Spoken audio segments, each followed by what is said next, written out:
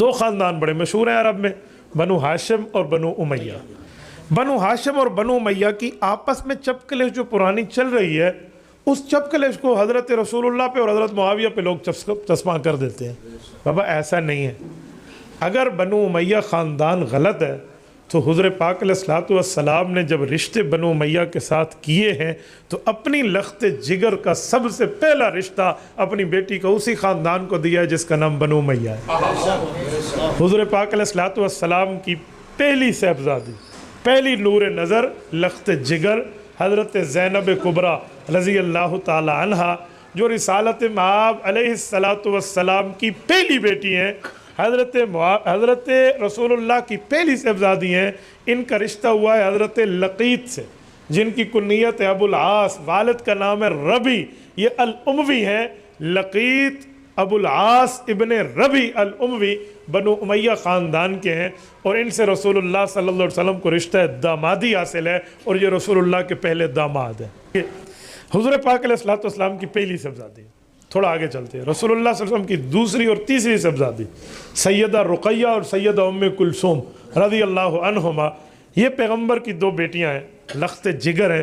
ان دونوں کا رشتہ یکے بعد دیگرے ایک ہی بندے سے ہوا ہے، جن کا نام ہے حضرت عثمان بن عفان رضی اللہ۔ جی حضرت عثمان کی قوم بھی بنو امیہ ہے، تو بنو امیہ میں یکے بعد دیگرے ایک رشتہ اور دینا کیا مطلب؟ اور حضرت عثمان غنی رضی اللہ عنہ دوہرے داماد ہیں، سیدنا علی المرتضیٰ رضی اللہ تعالیٰ اکارے داماد ہیں، حضرت عثمان دوہرے۔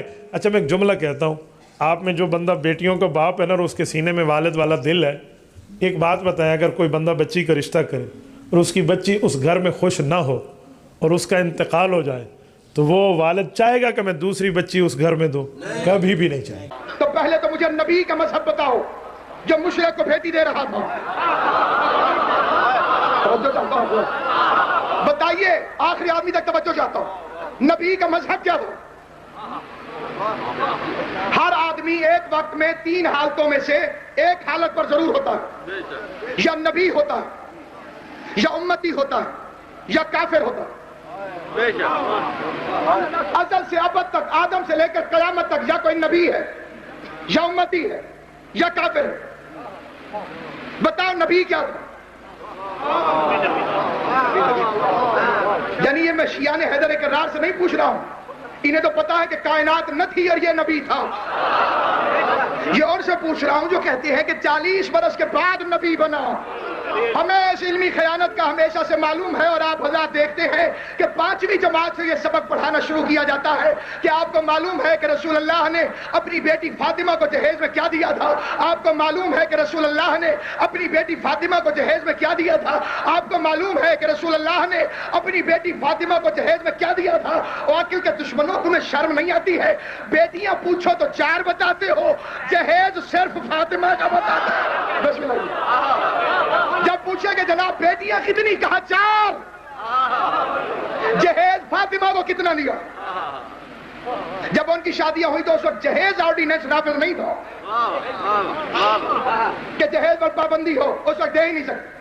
میں کہتا ہوں کوئی سنی بھائی موجود ہے، کوئی شیعہ بھائی، اگر کتابوں پر اعتبار نہیں ہے کہ جناب پتہ نہیں کتاب کس نے لکھتی ہو، اگر یہاں پر کچھ ہو، کھوپڑی میں کچھ ہو، تو عقل کے پیمانے پر فیصلہ ہو سکتا ہے۔ نبی کی نسل کیسے پھیلی؟ بیٹیوں سے یا بیٹی سے؟ 4 تھی تو 4 سے پھیلی ہوگی، 1 ہے تو 1 سے۔ اللہ سلامت رکھے، اس مجلس میں ہزاروں سید موجود ہوں گے، نقوی، بخاری، کاظمی، زیدی، جو بھی ہو، کسی سید سے پوچھو، اپنی مرضی کے سید سے پوچھو، جاؤ کسی سنی سید سے پوچھو تم نبی کی کس بیٹی کی اولاد سے ہو؟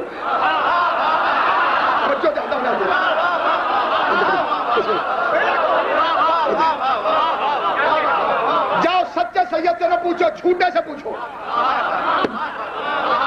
اس گھر کی عزت یہ ہے، ملا کی کوشش یہ ہوتی ہے 20 ضربے مل کر صحیح شجرہ نبی سے ملے۔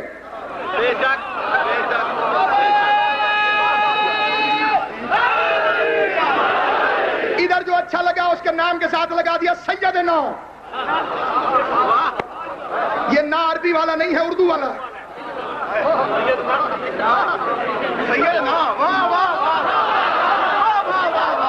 یہاں پہ آپ کے پاس لاہور میں ایک ہندو ہو، ہندو پنڈت پرشاد اس کا نام ہو، وہ کہ جناب مجھے کلمہ پڑھا دو، آزاد صاحب تو زندہ نہیں ہے, ان کی جگہ پہ کوئی اور بچتا ہوا ہوگا, اسے کلمہ پڑھا کے مسلمان کر.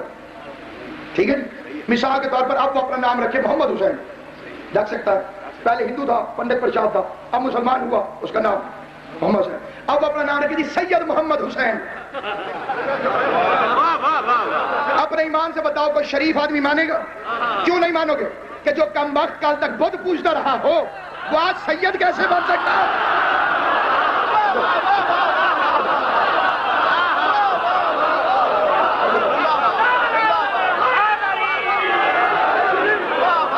لات منات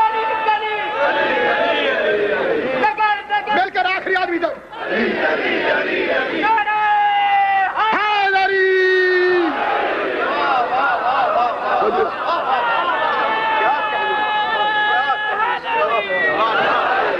بتائیے نبی کا مذہب اس وقت کیا تھا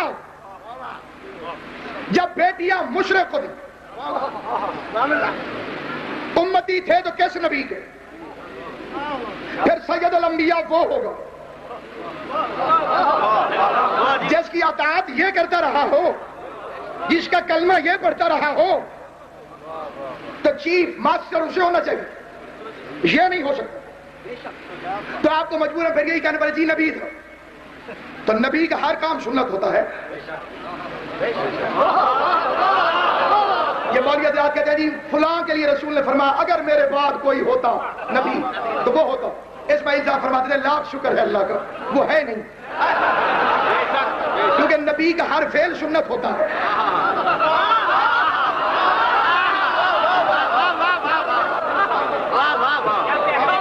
شکر ہے کہ وہ نہیں تھا, اور اگر نبی تھا جو سمجھ گیا انہیں مجھے داد دینی چاہیے. اگر نبی تھا میرا رسول اس وقت بیٹیاں کسے دی؟ بدھوں کو پوجنے والوں.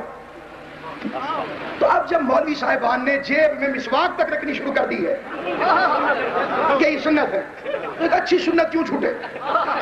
واجپائی سے تعلقات بحال ہو چکے ہیں. واجپائی ابھی تک کنوارا ہے, اس نے ابھی تک شادی کی نہیں ہے. اب جو عالم دین اس سے ملاقات کرنے کے لیے جائے اس سے گزارش ہے اسے اپنی بیٹی کے رشتے کی پیشکش کرے. توجہ چاہتا ہوں اس سے جا کر اپنے رشتے کی پیشکش کرے. اور اگر کوئی سید ان کے ساتھ ہے تو میں کہتا ہوں آج ہی چھوڑ دے, کیونکہ سید ہندو سے اپنی بیٹی کی شادی نہیں کر سکتا. اگر کوئی اور ہے تو اسے دعوت ہے سنت کو زندہ کرے. واپس آ جائے سارے نقوی ہو اس جگہ جناب ہم شادی کی پیشکش کرتے ہیں, سنت ہے. ممکن ہے کہ اللہ مہربانی کرے اس کا دل بھی موم ہو اور تمہاری بیٹی کے بدلے کشمیر مل جائے. کشمیر کی بیٹی جب تم بیٹیوں کے بدلے خلافتیں لے لیتے ہو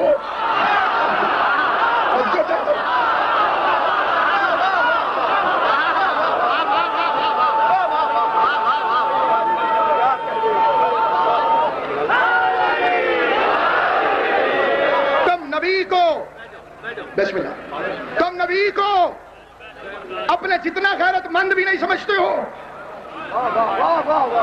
تمہیں تو غیرت آئے کہ ہم بیٹی کیسے دے دیں, یہ کیا کہہ دیا ہے. اگر ایجنسی کا کوئی آدمی لکھے تو پوری بات کو لکھے. جب یہ توہین ہے کہ میں کسی مولوی سے کہہ دوں کہ اپنی بیٹی واجپائی کو دے دے. داڑھیوں کے پردے میں چھپے ہوئے سلمان رشدی پہچانو. اپنا ایمان نبی کے دادا عبد المطلب جتنا تو کرو کہ جب کعبے پر حملہ کرنے کے لیے ابرہا آیا اور اس نے عبد المطلب کے اونٹ اپنے قبضے میں لیے تو عبد المطلب نے یہ ارشاد فرمایا میرے اونٹ واپس دے دے. تو اس نے کہا کعبہ, اس نے کہا کعبہ جانے کعبے والا جانے. ہمیں فکر عزادار کی ہے جس کے بسم اللہ بدماشی سرکار عبد المطلب دی ویلی چ صحیح ہے, میں نے انہوں بدماشی دا نام دیتا ہے. جب آپ کی گل کی توحید تک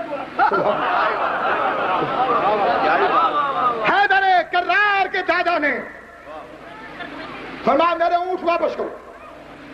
کہا کعبہ کہ اونٹ میرے ہیں, ان کی بات میں کروں, کعبہ اس کا ہے. اپنے ایمان سے بتاؤ لہجے میں کتنا یقین ہے, جیسے ابابیل کے لشکر کو اپنی آنکھوں سے دیکھ کر آ رہا ہو.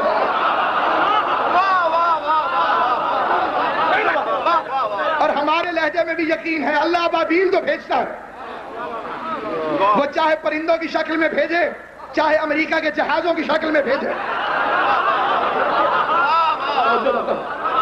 اللہ ابابیل تو بھیجتا ہے، وہ تو جھنڈ کے جھنڈ آ کر رہتے ہیں، پھر نہ غار بنا دیتی ہے نہ فرار بنا دیتا ہے۔